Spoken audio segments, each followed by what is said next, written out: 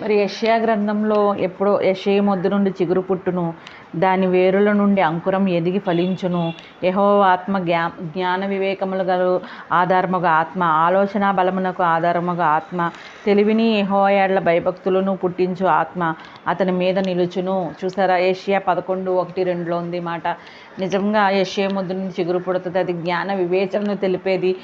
తర్వాత మరి అలాగే తెలివిని యెహోవా యందు భయభక్తులు గల వారి భయభక్తులను పుట్టించు ఆత్మ అది.